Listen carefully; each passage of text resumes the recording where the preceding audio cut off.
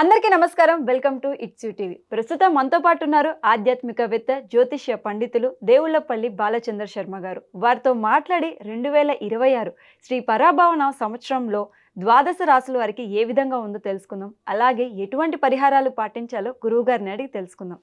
నమస్తే గురువుగారు. నమస్కారం. గురువుగారు, ఈ 2026 పరాభవన సంవత్సరంలో కుంభరాశికి ఏ విధంగా ఉంది గురువుగారు? శ్రీమాత్రే నమః. శ్రీ గురుభ్యో నమః. కుంభరాశి వారికి సంబంధించి ఆదాయం 2, వ్యయం 8. తక్కువగా అనిపించిన ఆదాయం స్థిరంగా వస్తుంది. వ్యాపార రీత్యా, జీవన విధానాల రీత్యా ఖర్చులు కొంచెం పెరగవచ్చు, అప్స్ అండ్ డౌన్స్ అవ్వచ్చు. రాజ్యపూజ్యం 4. వీరికి మర్యాద ఇచ్చేటువంటి వాళ్ళు మధ్యస్థంగా ఉంటారు. ఎక్కువ ఎక్స్పెక్ట్ చేయకపోవడం మంచిది. ఎవరైనా సరే నన్ను బాగా పిలవాలి, ఇంటికి వచ్చి కార్డు ఇవ్వాలి, ఇవ్వకపోతే మర్యాద పోయినట్టుగా భావిస్తూ ఉంటారు. నిజమే, కానీ అంతగా తీసుకోవాల్సిన అవసరం లేదు. అవమానం 2. మొత్తం పైన ఈ సంవత్సరంలో వీరికి చాలా రకాలైనటువంటి కొత్త మార్పులు విపరీతంగా కనిపిస్తూ ఉన్నాయి. ఆర్థికమైనటువంటి ఫలితాలు, ఊహించినటువంటి లాభాలు ఉంటాయి, అలాగే ఊహించినటువంటి ఖర్చులు ఉంటాయి. కొత్త పందాలో వీరికి ఆదాయం వచ్చే అవకాశం ఉంది. టెక్నాలజీ పరంగా కూడా ఆదాయం పెంచే అవకాశం ఉంది. ఏవైనా సరే కొంచెం కంప్యూటర్స్, టెక్నికల్ పరమైనటువంటి వస్తువులతోని ఆదాయం పెంచే అవకాశం ఉంది. అలాగే సాఫ్ట్వేర్ పెట్టుబడులు పెరగచ్చు, సాఫ్ట్వేర్ రంగంలో పెట్టుబడులు పెట్టవచ్చు. ప్రయోగాత్మకమైనటువంటి ఖర్చులు పెరగచ్చు. సేవింగ్స్ పరంగా కూడా కొంచెం జాగ్రత్త అవసరం. బాగా అదుపుగా వీరు సేవింగ్స్ చేసుకుంటే మంచిది. ఉద్యోగపరమైనటువంటి విషయాల్లోకి వస్తే కూడా ఉద్యోగంలో కొంత మార్పు ఖచ్చితంగా అవసరం. ఎందుకంటే ఒకే సంస్థలో ఎక్కువ సంవత్సరాలు పనిచేయడం కూడా అంత మంచిది కాదు. కాబట్టి అది సాఫ్ట్వేర్ రంగంలో అసలు మంచిది కాదు. ఎప్పటికప్పుడు చేంజెస్ అవుతే టెక్నాలజీ పరంగా అన్ని రకాలుగా మారుతూ ఉంటుంది. అలాగే జనరల్గా కూడా ఉద్యోగస్తుల్లో ఉద్యోగ మార్పు లేదా స్థాన మార్పిడి జరిగే అవకాశం ఉంది. ఐటీ, టెక్కీ సర్వీస్ చేసేటువంటి వాళ్ళు, అలాగే రీసెర్చ్ రంగాల్లో ఉండేటువంటి వాళ్ళు, విదేశాల్లో ఉద్యోగాలు చేసేటువంటి వాళ్ళు, విదేశాల్లో అవకాశం కోసం ప్రయత్నిస్తున్న వాళ్ళందరికీ కూడా అద్భుతమైనటువంటి కాలం. సాఫ్ట్వేర్కి సంబంధించి ఏవైనా సరే ఇన్నోవేటివ్ సంబంధించి లేదా పేటెంట్స్ తీసుకొని మరి కొత్త రకమైనటువంటివి చేస్తారు చూసారా, వారికి కూడా లాభంగా ఉంటుంది.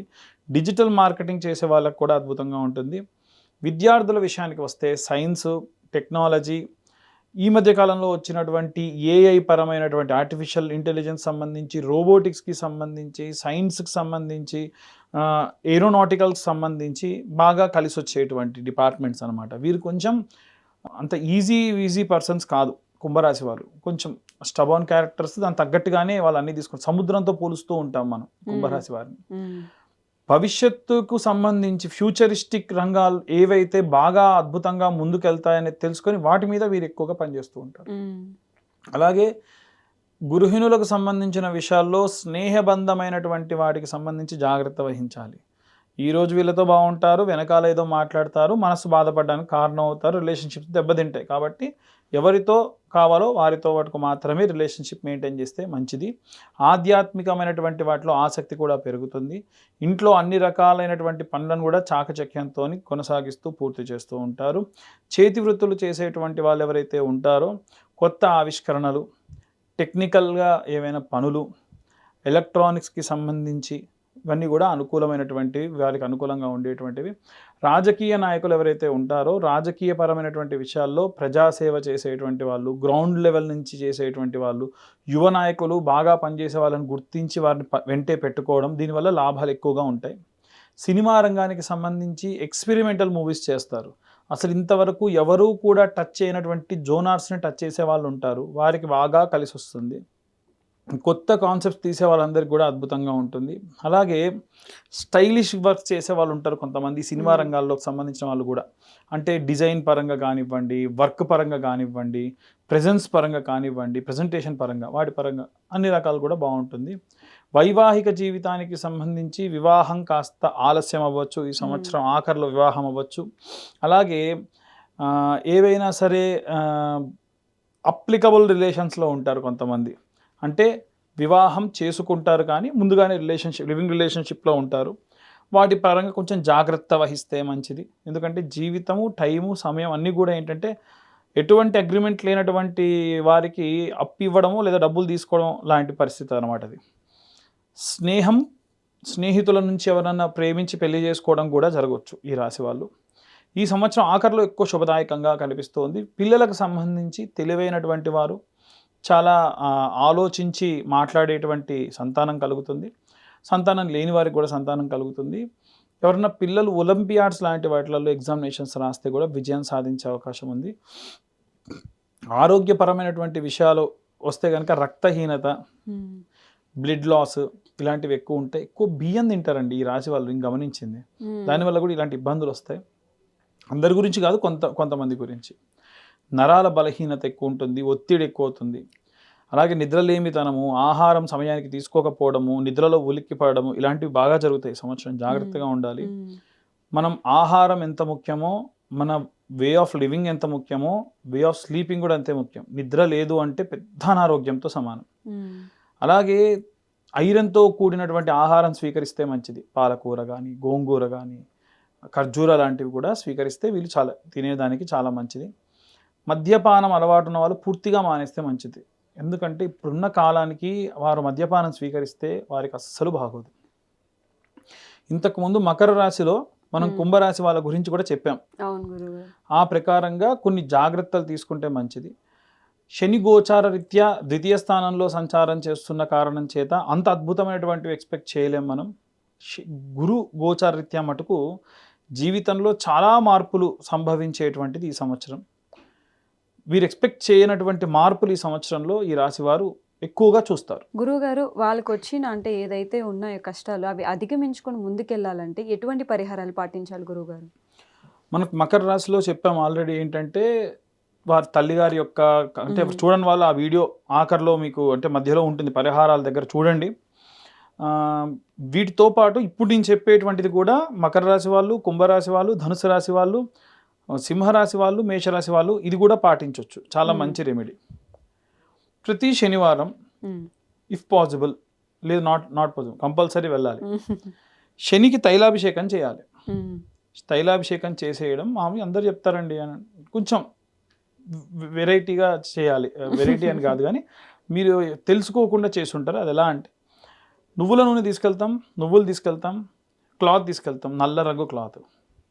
ఫస్ట్ కొంచెం అంతా నూనె పోయాలి, నువ్వులు వేయాలి, ఇంకొంచెం నూనె పోయాలి, ఆ నువ్వులన్నీ జారాలి ఒకటి. రెండవది ఏంటంటే కాటన్ కలర్ బ్లాక్ కలర్ క్లాత్లో మధ్యలో నువ్వులు వేసి మూట కట్టాలి. ఒక కొత్త మట్టి చిప్పలో పెట్టేసి నువ్వుల నూనె పోసి దీపం వెలిగించాలి. బెల్లం నైవేద్యంగా పెట్టాలి.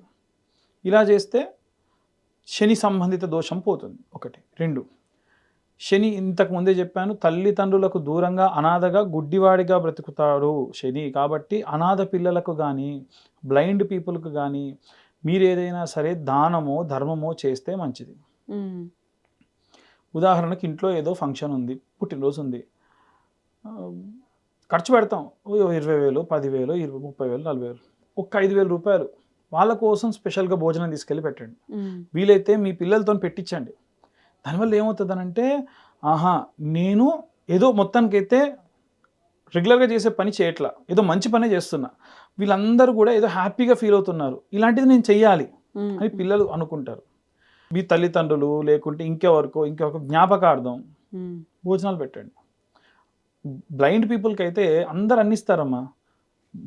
ఇవేమంటారు, పెన్ డ్రైవ్స్ CDs కానీ ఎవరు ఇయ్యరు. వాళ్ళు పాపం క్లాసెస్ వెళ్తారు, వాళ్ళు చదువుకుంటారు కదా, అవన్నీ రికార్డ్ చేసుకొని వింటారు. వాళ్ళకి స్పేస్ కావాలన్నమాట. ఎలా? వాళ్ళ కోసం పెన్ డ్రైవ్స్ ఏమైనా సరే ఉన్న వాళ్ళు ఉంటే పెన్ డ్రైవ్స్ ఇవ్వండి, లేదా CDలో DVDలో ఇవ్వండి. దీనివల్ల కూడా కొంచెం వాళ్ళకి మీరు విద్య దానం చేసిన వాళ్ళు అవుతారు.